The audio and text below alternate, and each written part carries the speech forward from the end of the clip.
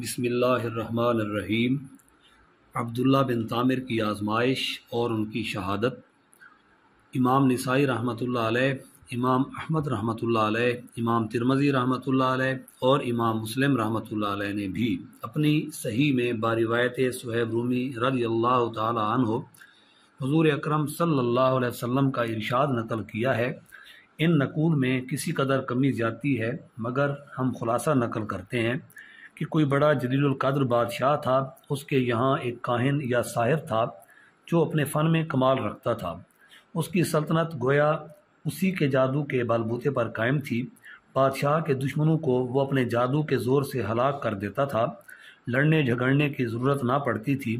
امرائے سلطنت اور ارکان دولت اگر بادشاہ سے ناراض ہوتے یا سرتابی کرتے تو یہ اپنے جادو سے ان کا رخ بادشاہ کی طرف موڑ دیتا تھا۔ اس طرح وہ ہر کام جادو سے کرا لیتا تھا۔ جب وہ جادوگر بوڑھا ہو گیا اور اس کو اپنی زندگی سے نا امیدی ہوئی تو اس نے بادشاہ سے عرض کیا کہ میں بوڑھا ہو گیا ہوں، میری عمر اخیر ہونے کو ہے، آپ کوئی ذہین اور سمجھدار لڑکا میرے سپرد کریں تاکہ میں اس کو اپنا علم سکھا دوں، تاکہ میرے بعد وہ آپ کے امور سلطنت کو درست رکھے۔ چنانچہ بادشاہ نے ایک عاقل اور ہوشیار لڑکا اس کے حوالے کر دیا۔ وہ لڑکا اس جادوگر کے پاس صبح شام حاضر ہونے لگا اور جادو کا فن سیکھنے لگا۔ راستے میں ایک راہب اپنے عبادت خانہ میں رہتا تھا۔ معمر راوی کہتے ہیں کہ اس وقت راہب لوگ اپنے اصلی دین عیسوی پر قائم تھے۔ ایک دن اس لڑکے نے دیکھا کہ بہت سے لوگ عبادت خانہ سے نکل رہے ہیں۔ اس لڑکے نے معلوم کیا کہ یہاں کون رہتا ہے۔ لوگوں نے بتایا کہ یہاں ایک عابد رہتا ہے۔ یہ سن کر وہ لڑکا بھی اس راہب کے پاس پہنچا اور اس کی باتیں سنی۔ راہب کی باتوں سے اس کا قلب متاثر ہوا۔ راہب نے اس لڑکے کو دین حق اور توحید کی تعلیم دینی شروع کی تو وہ لڑکا ایمان لے آیا۔ یہ لڑکا جادوگر کے پاس جاتے ہوئے راستے میں راہب کے پاس ٹھہر جاتا تھا اور دیر ہو جانے کی وجہ سے جادوگر اس لڑکے پر غصہ ہوتا تھا اور زد و کوب کرتا۔ لڑکا کہہ دیتا کہ مجھے گھر میں دیر ہو گئی۔ آخر جادوگر نے بادشاہ کے پاس شکایت کی۔ بادشاہ نے لڑکے کو تاکید کی کہ ساحر کے پاس سویرے پہنچا کرو۔ اس کے درباریوں نے کہا کہ یہ لڑکا سویرے گھر سے آتا ہے، راستے میں دیر کرتا ہے۔ تو بادشاہ اور ساحروں نے یہ خیال کیا کہ کھیل میں لگ جاتا ہوگا، اس لیے دونوں نے لڑکے کو خوب تنبیہ کی، لیکن لڑکا درویش کے پاس جاتا رہا۔ ایک دن یہ لڑکا راہب کے پاس سے بادشاہ کی طرف واپس ہو رہا تھا، کیا دیکھتا ہے کہ کسی مہلک جانور نے راستہ روک رکھا ہے، لوگ ادھر ادھر رکے کھڑے ہیں۔ لڑکے نے دل میں خیال کیا کہ آج امتحان لیتا ہوں کہ راہب حق پر ہے یا ساحر حق پر ہے۔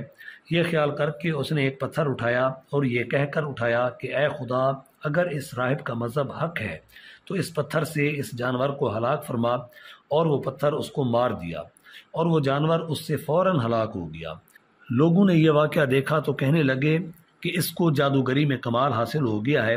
لڑکے کی ہر جگہ تعریف ہونے لگی اور اس کی خوب شہرت ہو گئی۔ آہستہ آہستہ یہ خبر راہب تک بھی پہنچ گئی۔ اس نے لڑکے کو تنہائی میں بلا کر کہا، بیٹا، تجھ کو اللہ تعالیٰ نے بزرگی و کمال سے نوازا ہے۔ میں جانتا ہوں کہ تیرا مرتبہ بہت بلند ہوگا اور تو کسی آزمائش میں مبتلا ہوگا، لیکن یاد رکھنا میں بہت کمزور اور بوڑھا ہوں، کسی کو میرا پتہ نہ دینا۔ لڑکے سے قول و قرار لے کر راہب مطمئن ہو گیا۔ ادھر راہب کی صحبت اور انجیل مقدس کی تلاوت و اتباع کی برکت سے حق تعالیٰ نے اس لڑکے کو ولایت عظمت سے نوازا، یہاں تک کہ کوڑی، مادرزاد نبینا اور لا علاج مریض اس لڑکے کی دعا سے شفا یاب ہونے لگے۔ لڑکا خوب مشہور ہو گیا۔ اس شہرت کو سن کر اس بادشاہ کا نابینا مصاحب اس کے پاس آیا اور خوب تحفے نذرانے پیش کر کے عرض کیا کہ مجھ پر بھی توجہ فرمائیے اور میری آنکھیں بھی اچھی کر دیجیے۔ لڑکے نے کہا کہ مجھے کوئی نذرانہ ہدیہ درکار نہیں اور شفا میرے ہاتھ میں نہیں ہے، اللہ تعالیٰ شفا دینے والا ہے۔ اگر آپ اللہ وحدہ لا شریک پر ایمان لائیں اور شرک و بت پرستی سے توبہ کر لیں تو میں اللہ سے دعا کروں گا پروردگار عالم آپ کی بینائی واپس عطا فرما دیں گے۔ وہ اندھا اسی وقت مجلس میں مشرف با ایمان ہوا اور لڑکے نے دعا کی اور اس کی آنکھیں روشن ہو گئیں۔ معمول کے مطابق جب یہ شخص بادشاہ کی مجلس میں حاضر ہوا تو بادشاہ کو اس کی بینائی پر تعجب ہوا۔ اس سے معلوم کیا کہ میری مملکت کے تمام معالج تیری آنکھ کے علاج سے عاجز ہو گئے تھے، آخر تجھ کو کس سے شفا حاصل ہوئی؟ مصاحب نے کہا کہ میرے پروردگار نے اپنی قدرت سے مجھے بینائی عطا فرمائی ہے۔ بادشاہ نے کہا کہ میرے سوا تیرا پروردگار کون ہے؟ مصاحب نے کہا کہ میرا آپ کا اور اس ساری کائنات کا پروردگار وہ اللہ ہے جس نے ساری مخلوق کو پیدا کیا ہے۔ بادشاہ غضبناک ہوا اور اس مصاحب کو سخت سزا دی اور پوچھا کہ یہ عقیدہ تجھ کو کس نے سکھایا؟ سختی سے گھبرا کر اس نے لڑکے کا نام بتا دیا۔ بادشاہ نے لڑکے کو بلایا اور کہا کہ تجھ کو میری پرورش اور میرے جادوگر کے فیض سے یہ کمال حاصل ہوا ہے۔ لڑکے نے کہا کہ میرے اور آپ کے اور جادوگر کے ہاتھ میں شفا نہیں ہے، یہ اللہ کی قدرت پر موقوف ہے۔ بادشاہ سخت ناراض ہوا اور اس کو کڑی سزا دلوائی اور کہا یہ لڑکا بہت غیب رہتا تھا، معلوم ہوتا ہے کہ یہ کسی جگہ جاتا تھا، وہاں اس کے خیالات بدل گئے۔ جادوگر نے بھی دربار میں حاضر ہو کر عرض کیا کہ یہ لڑکا مدت سے غائب ہے، میرے پاس نہیں آتا۔ بادشاہ نے کہا اس سے سختی سے پوچھا جائے کہ یہ مدت سے کہاں رہا اور کس کے پاس آتا جاتا ہے۔ جب سختی حد سے بڑھ گئی تو لڑکے نے مجبور ہو کر گوشہ نشین راہب کا نام بتا دیا۔ بادشاہ نے راہب کو گرفتار کر کے حاضر دربار کیا اور اس سے کہا کہ اگر تو اپنے دین سے نہ پھرے گا تو تجھ کو آرے سے چیر دیا جائے گا۔ راہب نے کہا کہ میں ہرگز اپنے دین برحق سے نہ پھروں گا اور جو مصیبت آئے گی اس پر صبر کروں گا۔ چنانچہ بادشاہ کے حکم سے اس راہب کو آرے سے چیر دیا گیا۔ پھر مصاحب کو بلا کر یہی کہا۔ مصاحب نے بھی دین برحق کو چھوڑنے سے انکار کر دیا اور اس کو بھی آرے سے چیر کر شہید کر دیا گیا۔ پھر لڑکے کو بلا کر سمجھایا گیا کہ اگر تجھ کو زندگی محبوب ہے تو باز آ جا، ورنہ تو ان دونوں کا انجام دیکھ چکا ہے، تیرا حشر بھی یہی ہوگا۔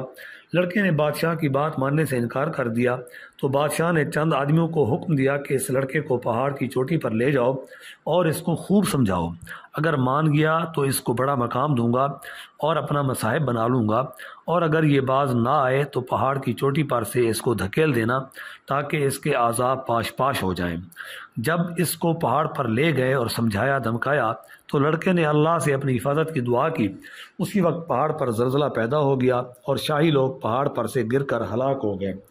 لڑکا بعافیت گھر واپس آیا۔ بادشاہ نے پوچھا کہ وہ لوگ کہاں ہیں جو تجھ کو لے گئے تھے؟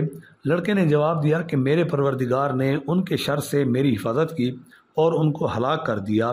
بادشاہ نے دوسرے چند آدمیوں کو حکم دیا کہ اس لڑکے کو ایک کشتی میں سوار کر کے دریا میں لے جاؤ، یہ اپنے دین سے باز آئے تو بہتر ہے ورنہ دریا میں پھینک دو۔ چنانچہ وہ اس کو دریا میں لے گئے اور سمجھایا۔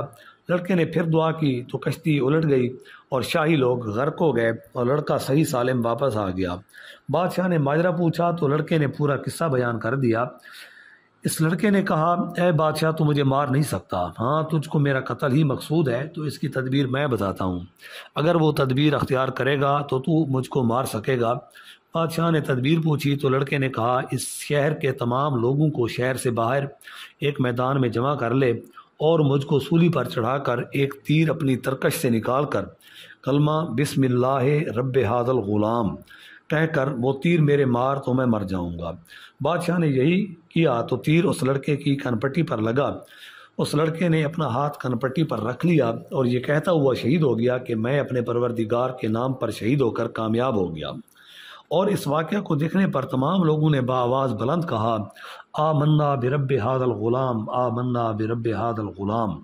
یہ سن کر بادشاہ کے درباریوں نے کہا آپ نے ان تینوں کو ہلاک کر دیا ہے جو آپ کے مذہب کے خلاف تھے، مگر اب تو سبھی لوگ آپ کے خلاف ہو گئے۔ یہ بات سن کر بادشاہ نہایت غضبناک ہوا اور شرمندگی سے چلا اٹھا اور خندقیں کھدوا کر اس میں آگ دہکانے کا حکم دے دیا۔ چنانچہ خندق میں آگ دہکائی گئی، اس کے کنارے پر آیان سلطنت کرسیاں بچھا کر بیٹھ گئے اور سب کو حاضر ہونے کا حکم دیا اور کرندوں سے کہا کہ سب سے معلوم کرو جو اپنے دین سے نہ پھرے اس کو آگ میں ڈال دو۔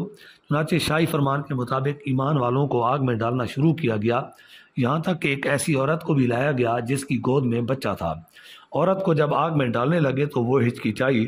بادشاہ نے کہا کہ عورت کو رہنے دو، پہلے اس کے بچے کو آگ میں ڈال دو، شاید اس طرح وہ اپنے ایمان سے واپس ہو جائے۔ چنانچہ اس کے بچے کو آگ میں پھینک دیا گیا۔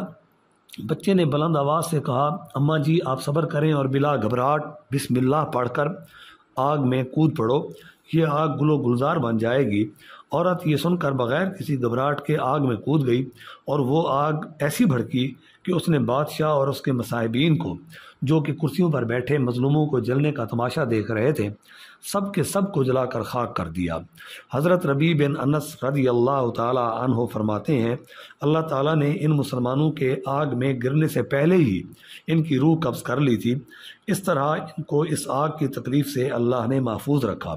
محمد بن اسحاق رحمۃ اللہ علیہ نے اس واقعہ کو بہت تفصیل سے ذکر کیا ہے اور اس لڑکے کا نام عبداللہ بن تامر بتایا ہے، اور یہ بھی لکھا ہے کہ یہ واقعہ یمن کے شہر نجران میں پیش آیا تھا، اور اس حادثہ میں اس ظالم بادشاہ ذو نواس نے قریباً 20,000 آدمیوں کو آگ میں ڈال کر شہید کیا تھا۔ اس بارے میں دوسرے بھی اقوال ہیں۔ محمد اسحاق کی روایت میں یہ بھی ہے کہ یہ لڑکا عبداللہ بن تامر جس مقام میں مدفون تھا، حضرت عمر فاروق رضی اللہ تعالی عنہ کے زمانہ خلافت میں اتفاق سے کسی ضرورت کی بنا پر وہ زمین کھودی گئی تو اس میں عبداللہ بن تامر کی لاش صحیح و سالم اس طرح برآمد ہوئی کہ وہ بیٹھے ہوئے تھے اور اس کا ہاتھ اپنی کانپٹی پر رکھا ہوا تھا۔ کسی دیکھنے والے نے ان کا ہاتھ جگہ سے ہٹایا تو خون جاری ہو گیا، پھر وہ ہاتھ اسی جگہ رکھ دیا گیا تو خون بند ہو گیا۔ اس عبداللہ بن تامر کے ہاتھ میں ایک انگوٹھی تھی جس پر اللہ ربی کلندہ تھا۔ عامل یمن نے اس واقعہ کی اطلاع فوراً حضرت عمر فاروق رضی اللہ تعالی عنہ کو دی۔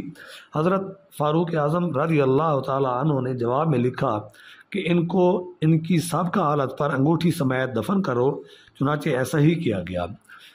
حاصل اس واقعہ سے ہمیں یہ سبق ملتا ہے کہ ایمان پر جب استقامت کے ساتھ انسان ڈٹ جائے تو یقیناً اللہ کی مدد آتی ہے، لہٰذا وقتی آزمائشوں سے نہیں گھبرانا چاہیے بلکہ ایمانی استقامت کا مظاہرہ کرنا چاہیے، اس کے لیے جان ہی کیوں نہ دینی پڑے۔ اللہ تعالیٰ اس واقعہ سے سبق حاصل کر کے ایمان پر استقامت سے قائم رہنے کی توفیق عطا فرمائے، آمین یا رب العالمین۔